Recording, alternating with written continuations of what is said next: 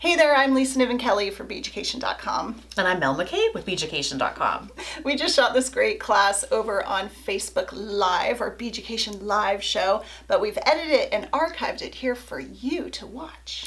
If you hear us answering customer questions or talking to customers, you can just ignore that. That was just stuff that was in the moment when we shot the class, but there's still so much great content here. Yeah, but if you have questions while you're watching this archive, go ahead and leave a comment below if you're watching on YouTube, or if you're watching through our site, just toss us an email at classes@beaducation.com. And we'll get back to you with an answer. Yeah, let's get into the video.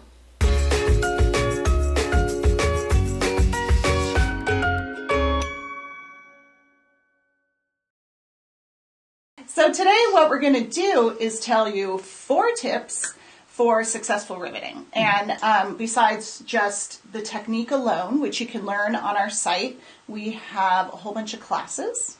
And Angela will pop up a link to all our riveting classes. But these are 4 tips that you'll hear throughout the classes that without these 4 things, you will not be able to rivet, right? True. Okay, I'm going to talk about tip number 1, and then we'll go down and play with it. So tip number 1 is to get the right size hole for your rivet. So basically, if you're going to rivet 2 things together, you either need to, 1, know the size of your rivet wire and then make the hole to match that, or know the size of your hole and make the wire, pick the wire to match that. So whatever one you're going to start with, those 2 have to match up. So what you want to imagine is the hole for your rivet needs to be super, super tight on the wire. If there's too much room, then the hole's going to be big and the wire is going to wobble in there, and you'll have to make this huge mushroom to get it to go over it, and it's not going to hold well. But if it's really tight and there's no room between the wire and the hole, then you can do a smaller mushroom to get your little rivet. Makes sense? It does. And also, if the hole was too big, wouldn't your blanket kind of move around, Yeah, too? it can shift around. Yeah. So if you are trying to rivet, like, let's say, an 18 gauge wire, which is 1 millimeter, into a 1.5 hole, you're going to have some trouble. So if that's something you've struggled with, you need to bump it down, bump the hole down, or bump the wire up so they match. The best thing to do is, and I'm going to demonstrate it here, is to get a wire or a nail head rivet that is slightly larger than the hole, because then you punch the hole, ream it out with a round file, and then it will fit super, super, super tight. Makes sense? Do most of our already made rivets, like the nail head rivets, they fit about a 1.5 millimeter punch? Yeah, Okay. they're 1.3 millimeter, which fits perfectly in a 1.5. There's a teeny bit of space, but not enough that you have to worry about it. So those work really well together. I like that. If you would just buy the rivets already, our rivets already done, and you just have your 1.5, which is kind of the perfect hole punch. Just remember, it's right in the middle. It's not the 1.8. It's not the 1.25. It's the 1.5. And you would know, because if you punched a 1.8 and you put that nail head rivet in it, you will see it be able to wobble around. Too big. If you punched a 1.2, you wouldn't be able to get it in there. Makes sense. The other thing, you want to grab that sheet for me really quick? So I use our charts a lot, and if you go to beaducation.com/charts, and we'll throw a link up there for you, this has a measurement conversion. So I can't remember how thick 14 gauge is, but if I look at my handy chart, 14 gauge is 1.63 millimeters. It also says the inches, but I go between the 2. I think it's easier to envision a millimeter when it's that small. So 14 gauge is 1.63. I'm going to need a hole that's slightly larger than that. So what I'm going to do here is also demonstrate I have a 14 gauge wire, and I punched a 1.6 hole because that's what's available on the riveting system, or the screw down hole punch. So that's another consideration. It's like, what hole punch do you have? What are your options? And I'm going to show you how to ream it out. The other option is to get drill bits and drill it and get a variety of drill bits and know exactly the size. So that's kind of awesome. So slightly different angle today, because I don't want the camera right on top, because then it will you won't be able to see my hand. And then we're coming from the side a little bit, so you'll be able to see in there. Does it look good? Can you see stuff? All right, so our very first tip is to have the right size hole, right? So let's move this one out of the way. That's our last tip. So these are the two pieces here, and these are just scrap. That's why they're just not stamped or anything. For this first one, I'm actually going to do a wire rivet, which we haven't shown how to do yet. So this is kind of exciting. We've always talked about nail head rivets, but let's say you can't find the right nail head rivet in the right size or the right length or thickness. You can always make your own rivet from a wire. So for this demonstration, I'm going to be showing that. So this is 14 gauge wire. Like I said, 14 gauge is 1.63 in diameter, thickness, however you want to look at it, gauge. And I punched this hole with this dude right here that's 1.6. So I imagine that that hole will not quite fit this wire, right? Now this one over here, I actually have already filed it out, so it does fit. And the way I did that is with this round file. You can also use a bead reamer, which is awesome because it's electric and it goes really fast. This you have to use your hand for, and it's kind of a pain. But you hold it still, get the tip in there, and do this action. Flip it since it's tapered. Now this is aluminum, so it should ream out pretty quickly because it's a soft metal. So let's check and see if that's enough. Nope. I'm gonna go a little bit more. And you can see where a bead reamer would be nice because it just is electric. I think I've done that before. It has diamond bits with it, so you want to keep it wet if you're doing that. Any questions coming up while I'm doing this? Some folks saying that they've always used wire, have never tried a rivet. And they've always used wire or nail head?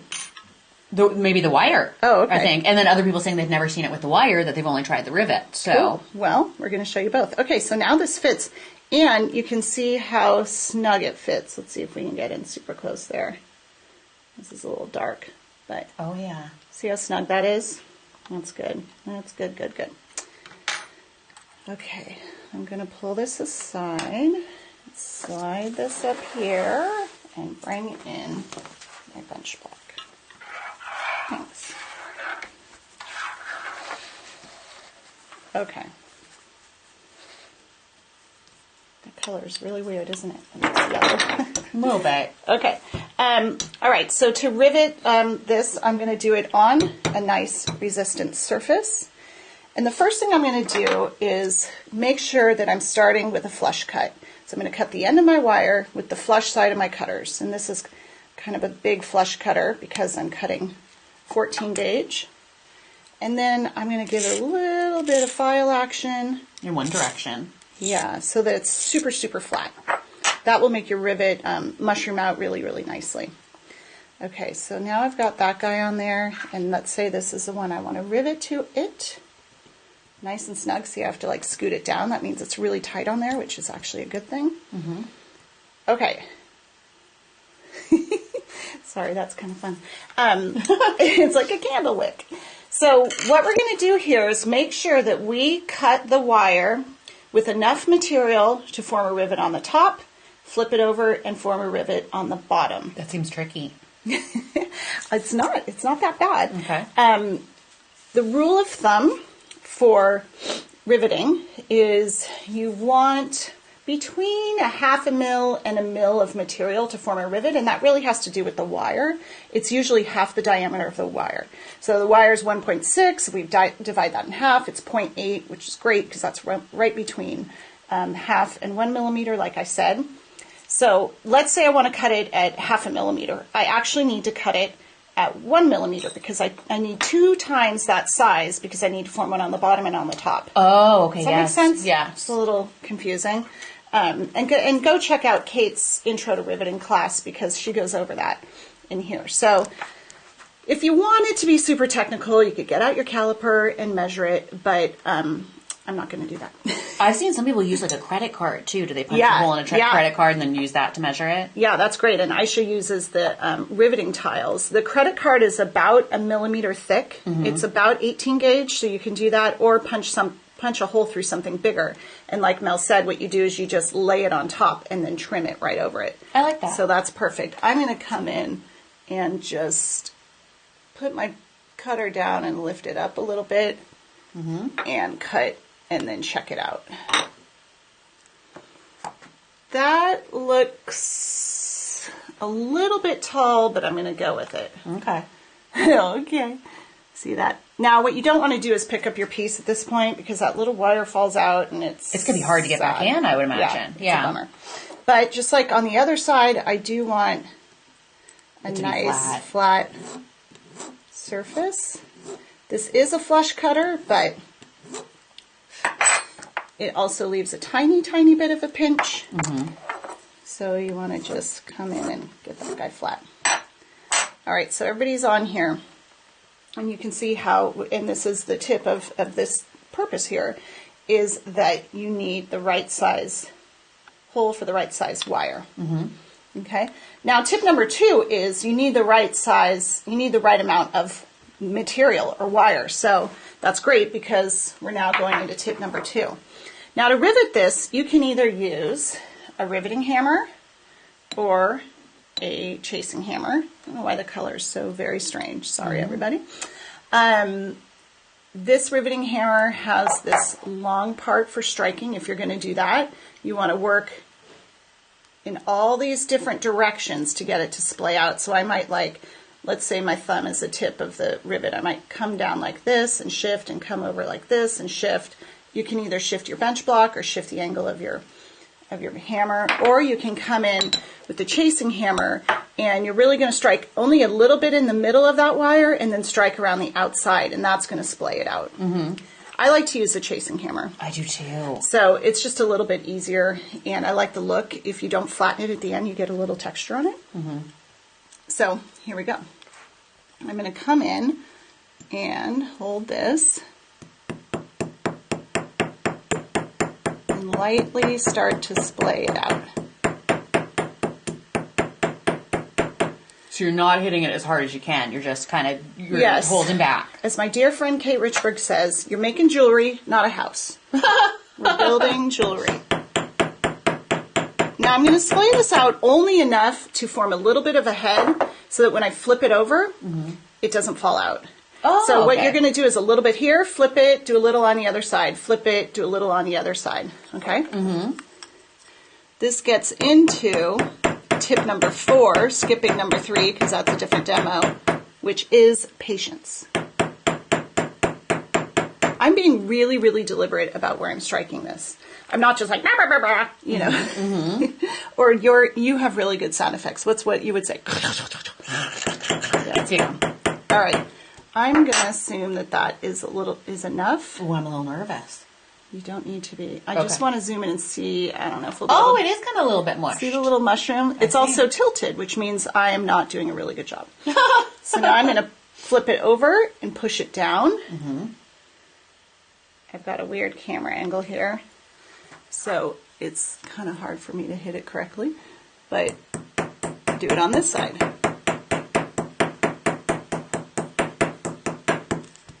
And then flip it over and do it on this side. Oh, isn't this cool? This side's looking pretty good. And as I'm hitting this side, it's actually flattening the other side because it's against the... I'm going to come here so I can see it better.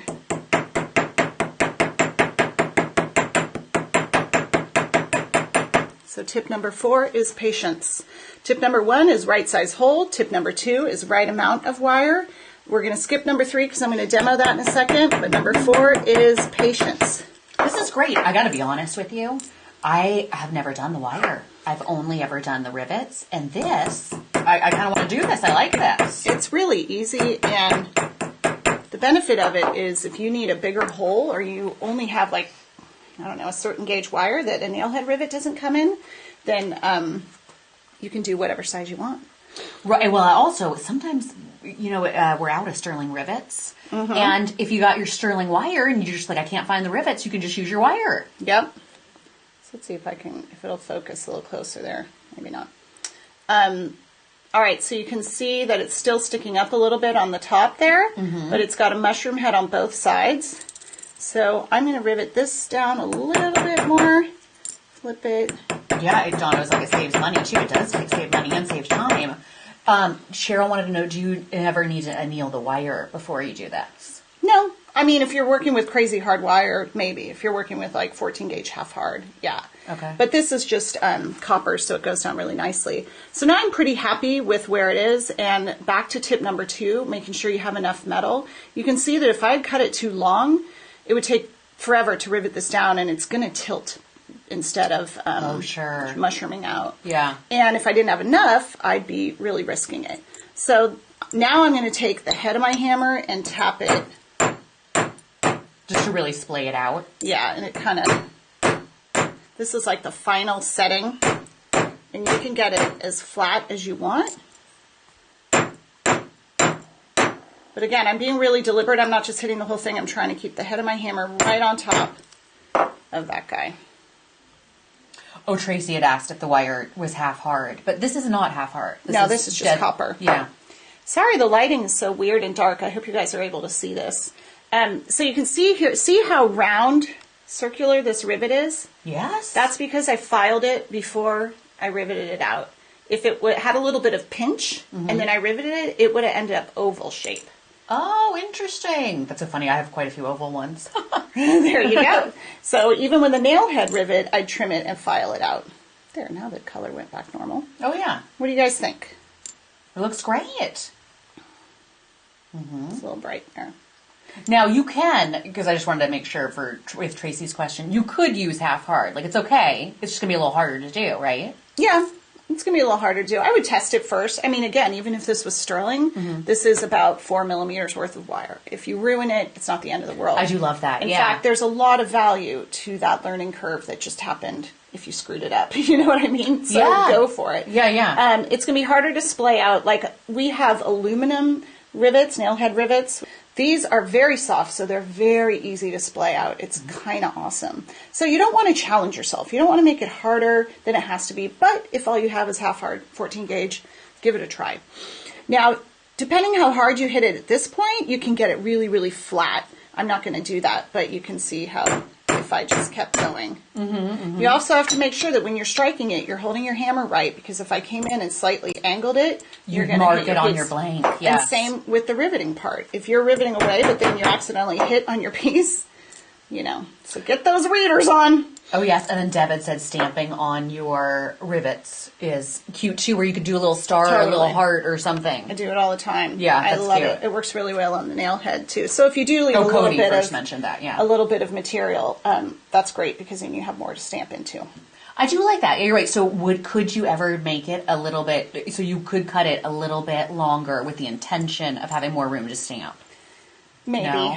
Okay. It's just, what happens is if that pin that's coming out is too long and you go to, it will tilt before it will splay. Well, Okay. it will tilt while it's splaying. But, you know, give it a try. Practice. Again, tip number 4 is patience. So if you are doing something like that, you really, really need to take your time. Cool? Any questions? Tip number 1, have the right size hole so it fits nice and snug. Tip number 2, make sure you are cutting the right amount of wire. Cool, cool. I also think a tip is the file. File, yeah. I like that file in one direction so that it's going to be circular rather than oval. And then I think someone had answered another person's question, which was what gauge, and you used 14 gauge wire with this one. For this one, to demonstrate needing to go through a hole that I didn't have available on my hole punches, right? Okay. So I have a hole punch that's close, and that's this guy. It's 1.6, where my wire is 1.62. So it was a great demonstration of, you know, this is the closest I have. Go ahead and punch it, and then file it out with your round file to make sure it fits perfect. Which I got to tell you guys, this Easy Riveter is one of our favorite tools. I know it's my sister's favorite because look at how far in you can go into your piece versus with a handheld hole punch, you can only go in so far. Or the screw down hole. The screw down regular one stops about there. Yes, yes. So we have this one. We have the more expensive, made in the United States riveting system. And where this is like an Easy Riveter and all that, it has a side that punches a hole, so you can use that for anything. It doesn't have to be for riveting. Yeah, usually I do just use that one just for punching holes wherever I need to punch them. Okay, so we did tip number 1, number 2, and we talked about tip number 4, which is patience. Patience, patience. Tip number 3 is, how do I rivet 2 things that are curved? Oh, Janice had mentioned too that sometimes she finds that the rivets might be kind of sharp and she has to kind of sand them down. Yeah, that makes sense with a file or sandpaper. Even after you've riveted it, does that happen? Yeah. Okay. Yeah. And that all depends on how you do that last step with the flat part of whether you're using a riveting hammer, you would rivet with this side, and then flatten with this side. That's why it has both the sides. If it's sharp, you may not be doing this part correctly. But yes, absolutely, you can file it for sure, or sand it. Okay, so touching on last week where we went over dapping, these two pieces are curved. And I did that in this dapping block that we covered last week. Dot, dot, dot, dot, dot, with this guy, boop, boop, boop, boop, boop, boop, easy. But you can imagine you don't want to rivet these two pieces together flat and then dap them together. Like let's say your end goal is two dapped pieces riveted together.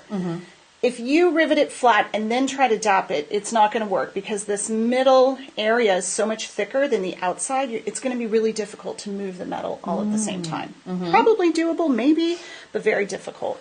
So the better option is to get your holes correct, dap it, make sure you've got the right size rivet. So I've already done that part. That's pretty easy. Dap, punch, or punch dap, depending what you want to do. And then for this, what you're going to want to do is rivet on something that's round. So this is tip number 3. And for something like this, what I do is I rivet on one of my punches from my disc cutter. Or, so what I'm going to do, I don't know if I have the angle correct for this camera. Let's come way out and see if I can bring this over. I'm going to move the camera just a little bit. Sandy had asked, how do you protect the decorative rivets? Patience. Okay, so just light tapping. Make sure there is a little wobble here on the camera real quick. There we go. Make sure there's something on your bench block, like a thin piece of plastic, to make sure you're protecting it. If you put it on something really thick like leather, it kind of gets weird, but you can put it on something soft and then do it slowly. Any tips on riveting enamel? Riveting an enamel piece? Patience. Okay. Because you can do it as long as you're not striking the enamel. Right. So as long as you're not hitting that. I'm going to come back just a little bit. So see what I've done here? I've put my dap into a table vise that needs to be tightened. That's why it's wobbling. And then I'm going to put this right on top. Wow. And trim it and rivet it down. Wow, okay. That's one option. The other option is to put a chasing hammer in there. So see what I'm doing? I'm finding things that have a nice round, smooth top that I can rivet a curved piece on. So let's say that's what you had. Then you get right there, so that little guy is right here. Hold it, trim, and rivet it. I prefer a little bit more support, so I'm going to take this out, and I'm going to put this guy back in. Now, if you didn't have the table vise, could you ask your husband or wife to, like, hold this really tight while you do it and close their eyes? You know. Oh I wish you guys could see Mel. She had, like, her eye closed. Yeah, in fact, you know what? Let's do it. Should we? Okay. Yeah. I trust you. Well, nothing's going to fly off. I meant, is your hammer going to hit my hand? Oh, gosh, please. I would put it right on here. Isn't this great? Like, this would be, like, true teamwork. Here, let's come right there. Right there. Okay, I'm doing Yeah, because you don't need... It's not a lot that you're working on. I'm going to close my eyes, though, you guys. You have your safety goggles on. It's not that. It's just if you hit me, I don't want to jump, and then, this way I'll stay with the project to save the rivet. Wow, Mel. Thanks for sacrificing. You're awesome. So I want to zoom in a little bit to show you that... in this case, since I'm only riveting on one side, we want to cut it at, same, at between 1/2 and 1 millimeter. The great rule of thumb is half the thickness of your wire, but I'm just going to come up about that far. That looks about right. Let's get the focus back on there. Make sure it's not out of focus. Okay, so I'm going to file it. Nice and flat. That guy's scooting up. Can you see here? Let's try to get some zoom action. How much material I have sticking up. See that? That's about right. The other thing when you file, you want to make sure you're filing straight and not at an angle, because that's another way to get an oval. Cody said Mel is so brave, she should get, and the other line hasn't come through yet. I'm imagining it is a big glass of wine after this. But it's not even noon yet, so no. So let's come in with the chasing hammer, or how about for fun, since I use that on the other one, I will use this. So all I need is resistance. So Mel holding it is great.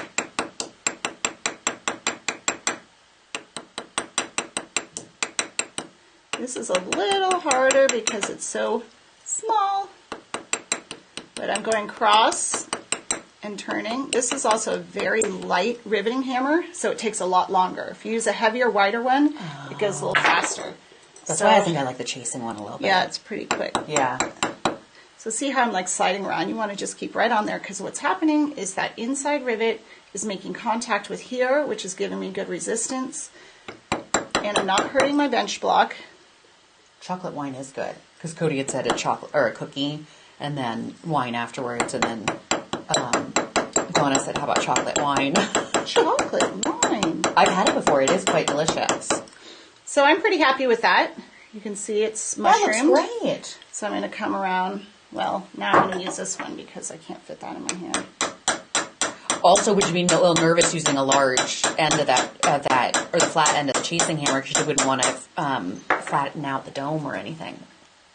Yeah. Well, actually, if you're doing it correctly, you should only be striking on the rivet. Okay. Yeah, but that's a good point. Okay, so see that guy's riveted down? Yes. You can't pull it off. I could flatten it even more. But there you go. That was great. I love that you're like, let me hold it. Actually, I was looking for ways to save you guys money. You know what? This is so flat. You think it would just work on its own? Yeah.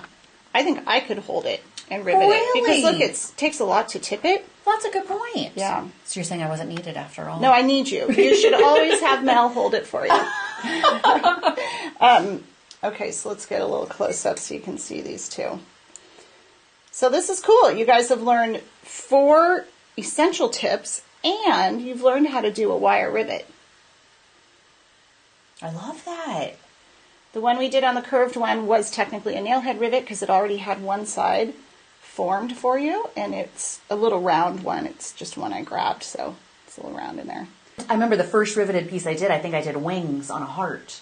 And it just turned out so cute. Yeah. And the look of rivets is cool, especially if you do like a round one. I have a piece if you go into the design ideas, it's like a capital A where I riveted and soldered. And there was a reason to do both. I don't remember why, but I believe it's in there. It's either in design ideas or in classes. And we did not even mention, I know one gal had said, how do you not, smush the decorative rivets, but we do have decorative rivets, which is kind of a cool thing that if you see all of these solderables that people are, like maybe all you want to do is use a decorative rivet, which we have hearts and stars. You don't even have to rivet anything on it. You could just do the hole and then put in one of our heart decorative rivets and have stamped like, Mel loves Lisa. No. And then you rivet it on there and it looks like you soldered a heart on there. Yeah, that's exactly cool. What we had them made. And the decorative rivets we designed. They were not in production, and we had our guy make them. Should we show them here? Yeah, we should. Let's see if I can pull it up. Let's go. I remember I think the heart wasn't even one of the first ones. The heart and the flower were second ones that you had designed. Yeah. Which I thought were awfully cute. We're going to go shop to rivets, findings, and all that. And we're going to go here and click on type of finding. We're going to click on rivet. So that's all we're looking at. I was just thinking it might even be time to do some more rivet designs. Wouldn't it be cute to have like a feather or... Oh, yeah. So you can see at the top, there's the plain nail head rivets. Here's one of the hearts. This is a really sweet one. So when we had these designed, we made sure that they were pretty flat, knowing that this part right here of the rivet, the face, the pretty part, is going to have to be face down on your bench block. So we designed them pretty flat. But even the leaf that has more decoration looks good. I mean, it doesn't look defective or anything once you've riveted it. It looks great. Yeah, because it's got some decoration, but it's still super flat. Yeah. Like, that's so cool. You can rivet two flowers together, put a little leaf on top, and it just looks like it was soldered.